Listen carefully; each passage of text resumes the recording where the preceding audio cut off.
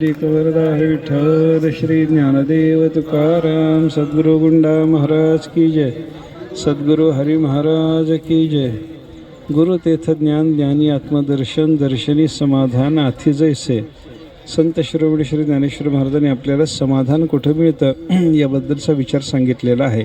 समाधानाच्या प्राप्तीकरताच मनुष्याची सगळी धडपड असते।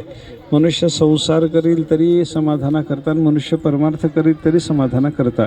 संसारामध्ये जे जे काही आपण करतो ते सगळं समाधानाकरता। पैसा मिळवायकरता प्रयत्न समाधानाकरता, लग्नाचा प्रयत्न समाधानाकरता, संततीचा प्रयत्न समाधानाकरता, शेतीचा प्रयत्न समाधानाकरता, घर बांधायचं समाधानाकरता, असे जे जे काही आपण संसारात करू ते सगळं समाधानाकरतो, पण समाधानाकरताच करत असतो।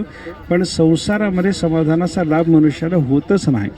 पैसा मिळवला की समाधान आहे असं माणसाला वाटतं, पण पैसा मिळवत गेलं की अजून मिळाला पाहिजे, अजून मिळाला पाहिजे म्हणण्यामध्ये समाधान गमावूनच बसतं।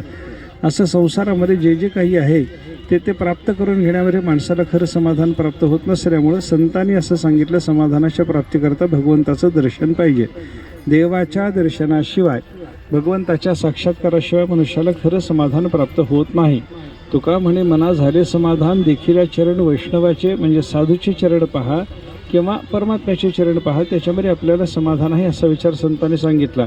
मग या समाधानाच्या प्राप्तीकरता काय करावं लागतं, कशा क्रमानं जावं लागतं याच्याबद्दल ज्ञानेश्वर महाराजांनी सांगितलं। पहिल्यांदा सद्गुरूला शरण जा।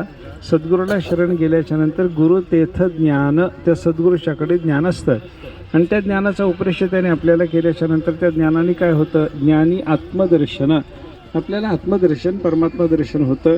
म्हणजे सद्गुरूच्याकडे ज्ञान आहे म्हणून आपण सद्गुरूकडे गेल्याच्या नंतर त्यांच्या कृपेनं आपल्याला ज्ञान होतं आणि त्या ज्ञानाच्या योगाने आपल्याला आत्मदर्शन म्हणजे परमात्मा दर्शन होतं। आणि दर्शनी समाधान अति जैसे, त्या परमात्म्याच्या दर्शनामध्ये खरोखर समाधान आहे असं ज्ञानेश्वर महाराजांनी सांगितलं। म्हणजे समाधानाच्या प्राप्तीकरता देवाचं दर्शन, देवाच्या दर्शनाकरता म्हणून संतांचा ज्ञानोपदेश, सद्गुरूचा ज्ञानोपदेश आणि त्या सद्गुरूच्याकडून ज्ञानाचा उपदेश ऐकण्याकरता म्हणून आपल्याला सद्गुरूची सेवा ही अत्यंत आवश्यक आहे असं ज्ञानेश्वर महाराजांनी सांगितलं।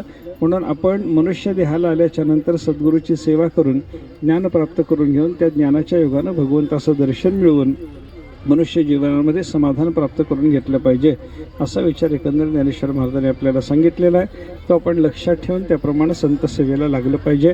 अखंड संत सेवा हेच समाधानाच्या प्राप्तीचं महत्त्वाचं साधन आहे, हे त्याच्यातून लक्षात घेता येतं बरं का।